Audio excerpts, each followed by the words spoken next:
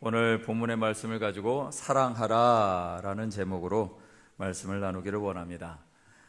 우리는 지난 몇 주간에 걸쳐서 예수님의 산상수훈에 대해서 말씀을 나누었습니다. 산상수훈은요, 결국 한 단어로 압축한다면 사랑입니다. 마태복음 5장 48절에 그러므로 하늘에 계신 너희 아버지의 온전하심 같이 너희도 온전하라 라고 말씀하고 있습니다. 온전하라, 무엇에 대해서? 사랑하는데 조금의 부족함이나 흠이 없이 하라라는 말씀입니다. 이것이 예수님의 제자로서의 사명, 그리고 마땅히 행해야 할 바라고 밝히 말하고 있는 것입니다.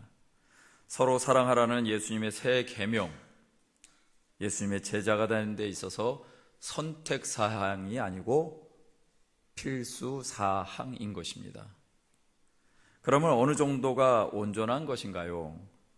예수님같이 하는 것이 당연히 온전한 것일 것입니다.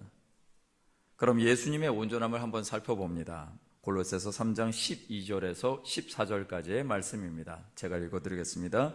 그러므로 너희는 하나님이 택하사 거룩하고 사랑받는 자처럼 긍휼과 자비와 겸손과 온유와 오래 참음을 옷 입고 누가 누구에게 불만이 있거든 서로 용납하여 피차 용서하되 주께서 너희를 용서하신 것 같이 너희도 그리하고 그 모든 것 위에 사랑을 더하라. 이는 온전하게 매는 띠니라.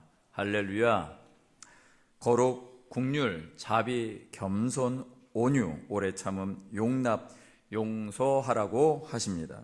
이 모든 것에 사랑을 더하라고 하십니다. 이 모든 것은 사랑 없이는 안 되니 사랑으로 하라는 말씀입니다.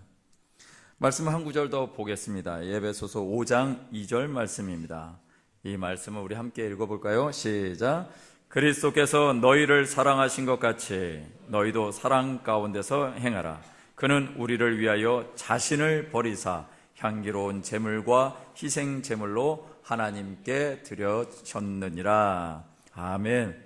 그리스도께서 사랑하신 것 같이 사랑하라고 하시면서 우리더러 희생 제물이 되라고 하시는 것입니다. 큰일입니다. 우리가 어떻게 이렇게 할 수 있다는 말씀이신지 말입니다. 좀 전에 읽어드린 골로새서의 말씀도 육신과 감정에 충만한 우리가 감당하기에는 힘든 일인데 희생 제물까지 되라니요. 예수님이 그렇게 사랑하셨다면 그렇게 하시라는데 과연 우리가 어떻게 이런 삶을 살 수 있을까요? 인간적인 능력으로는 한계가 있고 온전히 이루기에는 불가능해 보이는 이 사랑을 예수님은 제자의 삶의 기본이라고 명령하셨습니다. 예수님은 이렇게 어려워 보이는 사랑을 왜 명하셨고 어떤 근거로 명하셨고 어떻게 이루라고 하셨을까요? 오늘 말씀을 통해 사랑하라는 예수님의 새 계명의 뜻을 깨닫고 그 뜻을 온전히 이루시기로 작정하시는 저와 여러분 되시기를 주님의 이름으로 축원드립니다. 첫째는 새 계명의 전제 조건입니다. 사랑은 우리가 예수님의 제자라는 증거입니다. 그런데 예수님의 제자가 된다는 것은 대가를 지불하는 것을 전제로 합니다. 즉 예수님의 제자가 되기 위해서는 사랑하기로 결단하는데 따르는 대가가 있다는 것입니다. 그 대가가 무엇일까요? 누가복음은 이렇게 얘기합니다. 14장 26절에서 27절 말씀입니다. 함께 읽겠습니다. 무릇 내게 오는 자가 자기 부모와 처자와 형제와 자매와 더욱이 자기 목숨까지 미워하지 아니하면 능히 내 제자가 되지 못하고 누구든지 자기 십자가를 지고 나를 따르지 않는 자도 능히 내 제자가 되지 못하리라. 아멘. 어려운 말씀입니다. 예수님은 이 말씀에 대한 부연 설명을 두 가지 비유로 하십니다. 그 첫 번째가 망대 세우는 자의 비유입니다. 망대를 세우고자 할 때 자기의 가진 것으로 망대를 완성할 수 있는지 먼저 계산해 보라고 하십니다. 두 번째 비유는요, 전쟁을 앞둔 왕의 비유입니다. 적보다 턱없이 모자란 군사로 과연 대적할 수 있는지 생각해 보라는 것이죠. 이 비유의 말씀은 예수님을 따르기는 했으나 끝까지 따르지 못하는 일이 없도록 예수님을 따르는데 수반되는 고난과 반드시 지불해야 될 대가가 있다는 것을 생각하라는 것입니다. 그러면 그런 것들 생각해 보고 안 되겠다 싶으면 처음부터 그만두라는 말씀일까요? 아닐 것입니다. 오히려 예수님은 이 말씀을 통해서 제자의 삶이 무엇인지, 제자가 어떤 마음을 가지고 어떻게 살아가야 하는지 확고하게 세우는 제자도를 가질 것을 말씀하시는 것입니다. 그리고 이어서 이 비유에 대한 결론을 말씀하시는 것이 누가복음 14장 33절 말씀입니다. 이같이 너희 중에 누구든지 자기의 모든 소유를 버리지 아니하면 능히 내 제자가 되지 못하리라. 소유를 버리는 것만큼 제자도는 막중한 대가가 따른다는 것입니다. 그 대가가 무엇인가 봤더니 바로 자기 부인입니다. 우리 한번 이렇게 인사하실까요? 자기 부인하고 삽시다. 인사해 주겠습니다. 자기 부인하고 삽시다. 예, 자기 부인하고 사셔야 됩니다. 서론에 읽어드린 에베소서 5장 2절 말씀에서 그는 우리를 위하여 자신을 버리사 향기로운 제물과 희생 제물이 되셨다라고 하셨습니다.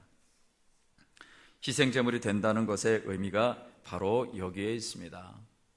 예수님이 우리를 위해서 자기를 버리사 희생 제물이 되신 것처럼 제자인 우리도 자기를 버려야 한다는 것입니다. 각자의 상황과 또 성격에 따라서 자기를 부인하는 것이 무엇인지 다를 수 있습니다. 그러나 그 모든 것에 공통점이 있습니다. 그것은 바로 자아, 즉 자기 자신이라는 것입니다. 저에게 있어서 자기 부인 중에 하나는, 제가 할 수 있는 자기 부인은 거절입니다. 제가 엄한 아버지 밑에서 자랐습니다. 그래서 많이 야단을 맞았고요. 시키는 것대로 해야만 했던 그런 교육을 받았습니다. 그런 성장 배경이 있습니다. 거절하지 않는 것이 착한 것이고 그것이 사랑받는 것이라고 생각했습니다. 그러나 거절해야 할 때 거절하지 못하면 하나님의 뜻을 거스르게 될 수 있다는 것을 깨닫게 되었습니다. 지금은 저에게도 너무나 소중한 중보자이신 저희 아버님이시지만 과거에는 교회 다니는 것을 그렇게 어렵게 하셨습니다.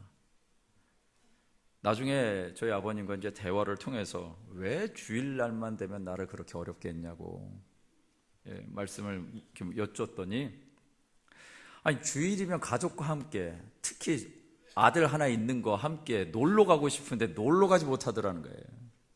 그래가지고 놀러 가지 못하는 화풀이로 이제 교회에 가는 저를 붙잡고 책가방이 날아가고 아니면은 뭐가 날아오고 그런 시간을 가졌습니다. 그런 일들은 청년 시절까지도 있었어요. 그런데 그런 것을 통해서 하나님 계속해서 제가 말씀해 주시는 것이 있었습니다. 하나님의 뜻이면 그 뜻을 향해서 사는 것이고 그 뜻이 아니면 가는 길을 멈추는 것, 그것을 목회 현장 속에서도 계속해서 경험할 수 있었습니다. 있고 싶은데 떠나야 했던 순간들이 있고 떠나고 싶은데 있어야만 하는 순간들이 있었습니다. 이사야서 55장 8절에서 9절에 보니까 이런 말씀이 있습니다. 이는 내 생각이 너희 생각과 다르며 내 길은 너희 길과 다름이니라. 야훼의 말씀이니라. 이는 하늘이 땅보다 높음같이 내 길은 너희 길보다 높으며 내 생각은 너희의 생각보다 높음이니라. 아멘. 내 생각이 아닌, 내 성향이 아닌 오직 하나님의 말씀과 음성을 따라 살아가는 훈련을 받아왔습니다. 때로는 우리 성도님들의 요구가 정말 다 해드리고 싶고 다 드리고 싶은 마음이 간절합니다. 그러나 그것이 저의 개인적인 사랑인지 아니면 하나님의 사랑이 아닐 수도 있다는 것입니다. 거절해야 할 것을 거절하지 못하면 제가 여러분의 환심을 사기 위해서 좋게만 하게 될 것입니다. 제가 제 자아를 내려놓지 못하는 것일 수 있다라는 것입니다. 사랑하라는 예수님의 제자로서의 기본을 지키기 위해서 저와 여러분은 무엇을 내려놓아야 할까요? 오늘 성령께서 그것을 조명해 주시기를 주님의 이름으로 축원드립니다. 깨닫게 해주셔서 삶의 작은 변화에 열매를 맺으시는 우리 모두가 되시기를 주님의 이름으로 축원드립니다. 두 번째는요, 사랑하라라는 것입니다. 그렇다면 사랑은 어떤 것이고 어떻게 하는 것이 서로 사랑하는 것일까요? 그것은 고린도전서 13장에서 실제적인 답을 주고 있는 줄 믿습니다. 먼저 1절에서 3절까지의 말씀은 사랑이 왜 필요한지에 대해서 말씀하고 있지요. 사람의 방언, 즉 유창한 언변이나 외국어나 또 천사의 말, 즉 하늘의 방언을 할지라도 사랑이 없다면 이교도들이, 이방인들이 자기들의 신을 향해서 부르기 위해 치는 소리나는 구리와 꽹과리와 같이 소음만 일으키는 것이다 라고 말하고 있습니다. 예언으로 하나님의 비밀과 지식을 풀어놓는다 하더라도, 믿음의 능력이 아무리 크고 풍성하다 할지라도 전 재산을 내어놓는 헌신을 통해서 외적으로 완벽해 보이는 윤리적인 삶을 산다 할지라도, 나아가 내 몸을 불사르게 내어줄지라도 사랑이 없으면 아무것도 아니다 라고 오늘 성경이 말씀하고 있습니다. 방언과 예언과 믿음과 구제와 헌신이 무가치하다라는 의미가 아닙니다. 은사는 사랑의 원리 하에 사용되어져야만 참다운 가치를 발휘하더라는 것입니다.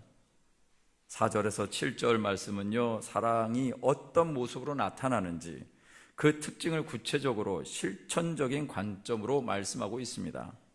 사랑은 인내와 함께 보복하지 않고 하나님께 맡기는 오래 참음으로 나타납니다. 사랑은 인자하고 선의로 봉사하는 온유로 나타납니다. 사랑은 타인의 영광을 질투하거나 손상하지 않습니다. 배아파하지 않습니다. 사랑은 자신을 칭찬해 주기를 바라는 마음에서 비롯된 자랑을 하지 않습니다. 이런 자랑을 통해서 나 자신의 우월감이 드러나고 또 때로는 열등감을 느끼고 싶지 않기 때문에 하는 경향들이 많습니다. 남의 얘기가 아니라 저의 얘기입니다. 사랑은 비교의식에서 비롯된 자기를 높이지를 않고요. 사랑은 공정치 않은 행동으로 다른 사람을 부당하게 하지 않습니다. 이기적이지 않지요. 다투어서 자기를 제어하지 못하고 격분하지 않습니다. 여러 번 참다가 감정을 폭발하는 것은 눌러놓은 것이지 진정한 인내와 참음이 아닌 것이죠. 그것은 용수철 같은 가장된 사랑일 것입니다.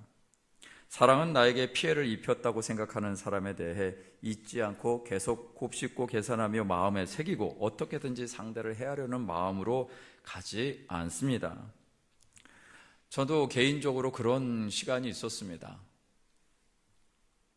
예전 교회에서 나오는 과정에서 교회를 쪼개는 자다, 그런 오명까지 뒤집어 쓴 적이 있었습니다. 그래서 마음에 큰 상처를 받았고, 그리고 그 시간이 한 2년 정도 지나갔을 때 하나님께서 놀랍게도 네가 가라, 그런 말씀을 하셨습니다. 그래서 가서 제가 할 수 있는 것이 무엇인가요? 갑자기 가가지고 가긴 했는데 그 다음에 제가 해야 될 일이 무엇인지 모르겠어요. 내가 잘못한 것이 아닌데 왜 내가 이런 얘기를 해야 되는지 잘 모르겠습니다. 무엇을 얘기할지 모르겠습니다. 그런데 가서 제가 만난 목사님한테 죄송합니다, 그런 얘기를 했습니다. 나중에 생각이 됐습니다. 내가 뭘 잘못했기 때문에 죄송하다고 해야 되나요?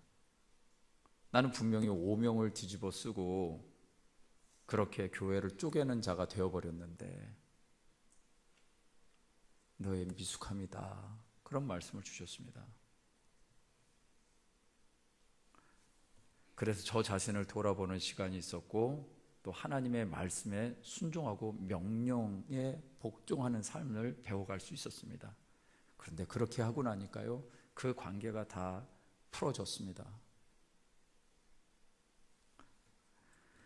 사랑은 어떤 상황 속에서도 계속 되어져야만 하는 것이고, 사랑은 계속 되어지는 신뢰인 것입니다. 사랑은 미래에 대한 적극적인 소망을 갖게 합니다. 사랑은 때로는 역경을 이기도록 힘을 주기도 하지요. 한 가지 짚고 넘어가야 될 것이 있습니다. 그것은 무엇인가 하면 오래 참고 온유하며 모든 것을 견디는 것이 악과 불의에 무방비하게 방치하는 것이 아니라는 것입니다. 그저 그 무기력함으로 거기에서 주저앉아 질퍽거리고 있으라는 소리가 아닙니다. 불의를 기뻐하지 않고 진리 안에서 기뻐하기 위해서는 지혜로운 인내와 지혜로운 온유함과 지혜로운 견딤과 참음이 필요한 줄 믿습니다. 예를 들어서 여러분이 속한 가정이나 직장이나 학교에서 폭행이나 성적인 문제나 알코올이나 마약이나 도박 중독 등의 문제가 있다면 그것을 묵인하는 것이 오래 참는 것이 아님을 명심하시길 바랍니다. 상담사에게는 원칙이 있습니다. 제가 좀 한번 공부를 해보니까요, 비밀 보장의 원칙이 있더라고요. 상담자, 즉 피상담자를 내담자를 피상담자라고 말하는데, 이 내담자의 상담 내용이나 사생활 경험 등에 대한 이 내용들을 내담자가 동의하지 않는 상태에서 발설하는 것은 안 되게 되어 있습니다. 그러나 내담자의 내용을 예외적으로 드러내야 될 때가 있습니다. 그것이 무엇이냐면요, 이 내담자가 자살의 동기가 있거나 자살의 충동이 의지가 있을 때에는 반드시 이거는 드러내야 되는 것입니다. 그리고 타인의 생명을 보복을 목적으로 위협하거나 위험의 소지가 있는 경우에도 이 비밀을 공개해서 사회 안전을 확보해야 되는 것입니다. 이런 예외적인 조항이 있는 것이죠. 앞서 언급한 문제들을 가지고 묵인하는 것은 오래 참는 것이 아님을 알 때 인내와 불의를 기뻐하지 않는 것도 상충되지 않는 줄 믿습니다. 사랑은 관계 속, 즉 사람과 사람 사이에서 이루어지는 것을 잘 알고 있다면 그 사람에 대해서 끝까지 인내하고 사랑해야 할 줄 믿습니다. 그러나 불의가 있다면 적극적으로 대처해야 합니다. 그 불의에서 나도 건져내야 되고 상대방도 건져내야 할 줄 믿습니다. 여러분은 이 모든 대목 중에 무엇이 마음에 와닿으십니까? 하나님의 사랑은 사람들에 대한 나의 태도와 자세를 점검하게 합니다. 사도 바울은 사랑이 무엇인지에 대해 교훈함으로 자기 자랑, 시기와 분쟁, 무절제와 오만함으로 교회를 회파하는 것을 엄중히 경고하고 있습니다. 오늘 성령님께서 저와 여러분의 마음을 점검해 주시고 그 중에 마음에 걸리는 것들이 있다면 주님 앞에 내려놓으시고 해결 받으시는 저와 여러분 되시기를 주님의 이름으로 축원드립니다. 세 번째는요, 사랑이 승리입니다 라는 것입니다. 고린도전서 13장의 배경은 고린도 교회입니다. 그런데 이 고린도 교회에는 은사가 많이 나타났습니다. 은사가 많이 나타나서 교회의 덕이 되어지기를 바랐고 교회에 진정한 부흥이 일어났어야 되는데 놀랍게도 고린도 교회는 문제가 많았습니다. 그 문제가 무엇인가? 그런 놀라운 하나님의 역사에도 불구하고 분열과 갈등이, 다툼과 시기가 있었다라는 것입니다. 고린도 교회 성도들이 서로 다투게 된 여러 은사들과 달리 오늘 8절에서 13절까지의 말씀에서 사랑은 영원하고 우월하다고 말씀하고 있는 것입니다. 주보에는 잘못 나갔는데요, 고린도전서 13장 8절 말씀입니다. 이 말씀은 함께 읽겠습니다. 시작. 사랑은 언제까지나 떨어지지 아니하되 예언도 패하고 방언도 그치고 지식도 패하리라. 아멘. 사랑은요, 상황에 따라 실패하거나 사라지거나 변하지 않습니다. 그럴 수밖에 없는 근거는 사랑이 누구의 것일까요? 하나님의 것이기 때문에 그렇습니다. 하나님의 본성이기 때문에 그렇습니다. 요한일서 4장 8절 말씀에 보니까 사랑하지 아니한 자는 하나님을 알지 못하나니 이는 하나님은 사랑이심이라. 여러분, 세상은 한시적입니다. 세상은 한시적이고 이 한시적인 세상은 이 세상의 본질입니다. 이것을 사도 바울은 부분적이라는 말로 표현했습니다. 그리고 온전한 것이 올 때가 반드시 있다라고 말씀하고 있습니다. 고린도전서 13장 9절에서 10절까지의 말씀입니다. 우리는 부분적으로 알고 부분적으로 예언하니 온전한 것이 올 때는 부분적으로 하던 것이 패하리라. 함께 읽겠습니다. 시작. 우리는 부분적으로 알고 부분적으로 예언하니 온전한 것이 올 때는 부분적으로 하던 것이 패하리라. 아멘, 아멘입니다. 그러므로 이 땅에 부분적으로 나타난 각종 은사들은 한계를 가지며 온전하지 않다라고 말씀하십니다. 고린도 교인들은 이런 부분적인 것 때문에 서로 시기하며 다투었던 것이고, 이에 바울은 이것이 얼마나 한시적이고 헛된 것인지를 말씀한 것입니다. 그리고 사랑만이 영원한 가치고 하나님 나라의 존재 원리라는 것을 말씀한 것입니다. 이에 대한 부연 설명으로 바울은 두 가지를 말합니다. 부분적인 것에 대해서 어린아이와 희미한 거울에 비유했고, 온전한 것에 대해서 장성한 사람과 얼굴과 얼굴을 대면하여 보는 것으로 비유했습니다. 어린아이 때는 말과 이해와 판단이 미숙합니다. 그러나 성인이 되어서 이런 미숙함을 버리게 되는 것이죠. 바울은 고린도 교인들의 이 시기와 분쟁을 어린아이의 미숙함에 비유합니다. 장성한 사람이 되어 이런 미숙함을 적극적으로 버리고 청산하라는 것이죠. 또한 당시의 거울은 청동으로 만들었습니다. 청동으로 만들어진 모양의 그 면을 반질반질하게 광을 낸 것이죠. 그러나 지금의 거울처럼 그렇게 뚜렷하지 않습니다. 희미하게 보입니다. 바울은 고린도 교인들의 헛된 다툼이 희미하고 얼마나 불안정한 것인가, 또 이런 것에 얼마나 집착하고 있는지를 말씀하고 있는 것입니다. 온전한 사랑은 모든 것을 이기신 예수 그리스도의 구속의 진리 안에 그 비밀이 있는 줄 믿습니다. 이 사랑은 모든 것에서 우월하며요, 그 무엇보다도 위대한 것입니다. 고린도전서 13장 13절 말씀, 저와 여러분들 너무나 잘 아는 말씀이죠. 함께 읽겠습니다. 시작. 그런즉 믿음, 소망, 사랑, 이 세 가지는 항상 있을 것인데 그 중에 제일은 사랑이라. 아멘. 사랑은 결국 모든 것을 이기고 모든 것을 완성합니다. 사랑은 악에 대한 불능 상태를 말합니다. 내가 악에 대해 불능하면 하나님의 사랑이 모든 것을 능하게 하는 줄 믿습니다. 예수 그리스도가 이기셨으니, 엄밀히 말하면 그분의 사랑이 이기셨으니 그 안에 거하는 나도 사랑으로 모든 것을 능히 이기게 하시는 것인 줄 믿습니다. 이 믿음이 저와 여러분들의 것이 되어야 할 줄 믿습니다. 참 사랑의 본이 되신 예수님, 그분의 준엄한 명령 앞에 순종하여 사랑의 나라를 경험하시는 저와 여러분 되시기를 주님의 이름으로 축원드립니다. 말씀을 마무리 짓겠습니다. 여러분, 사랑이 없으면 아무것도 아닙니다. 사랑이 없으면 아무것도 아닙니다. 저와 여러분들이 행하는 이 땅의 사랑, 근데 그 사랑이 예수 안에 없으면 아무것도 아니라는 것입니다. 우리가 할 수 있는 다양한 사랑의 증거들이 있습니다. 표현들이 있습니다. 그러나 그런 표현들이 있다 하더라도 예수 안에 있는 사랑이 없으면 아무것도 아니다라고 성경은 분명하게 우리에게 말씀하고 있습니다.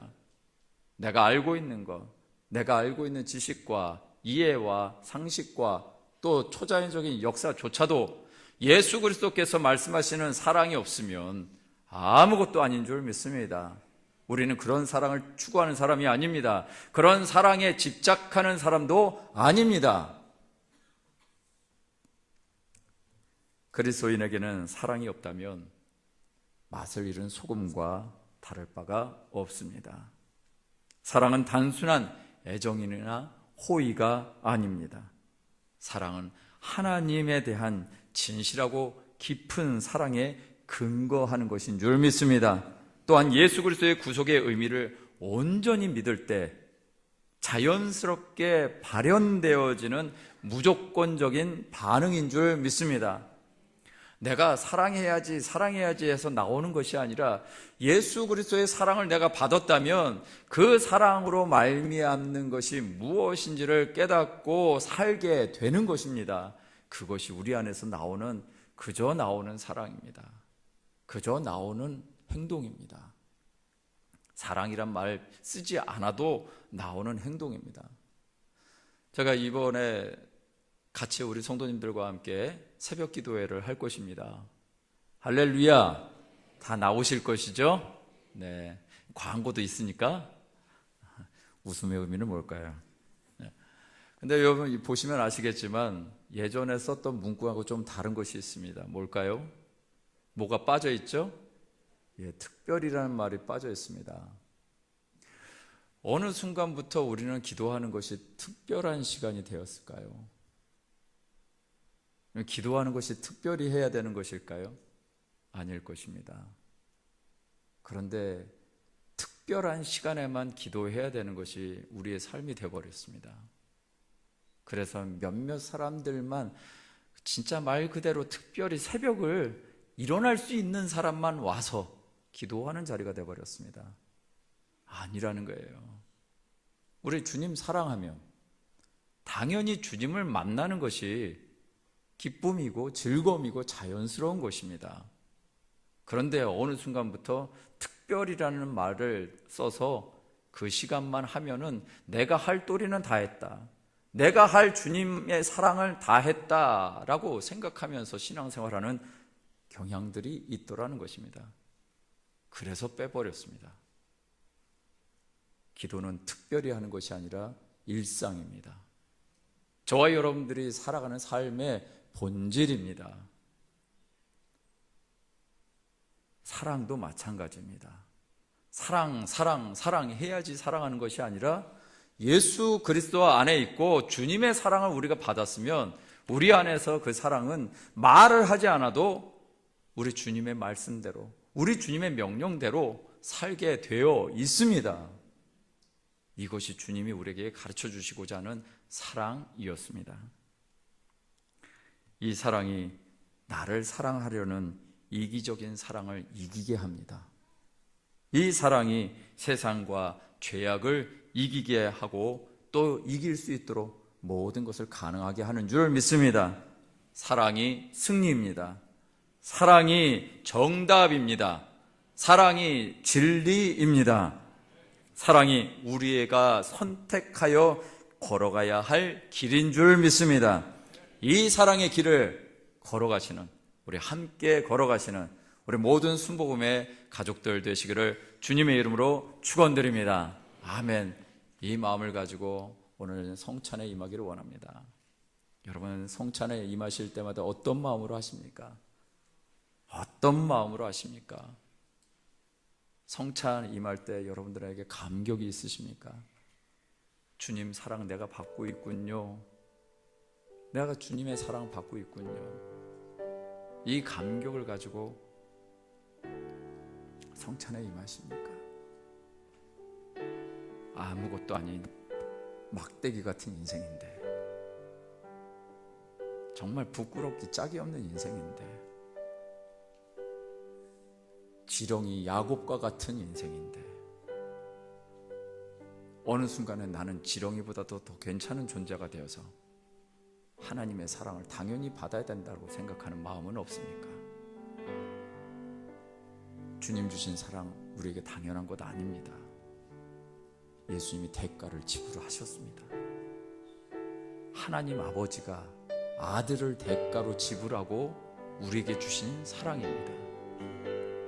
그 사랑에 우리가 감격하고 있지 못하다면 오늘 이 시간 성찬을 통해서 다시 한번 우리 자신을 돌아보시는 은혜가 있게 되시기를 주님의 이름으로 축원드립니다. 이 시간 기도하실까요? 기도하실 때 성찬을 준비하면서 이 마음 점검하기를 원합니다. 주님, 우리의 삶을 역사하여 주시고 오늘 이 시간 성령께서 우리의 마음에 감동시켜 주시옵소서. 우리 주여 한번 부르시는 통성으로 기도합니다. 주여!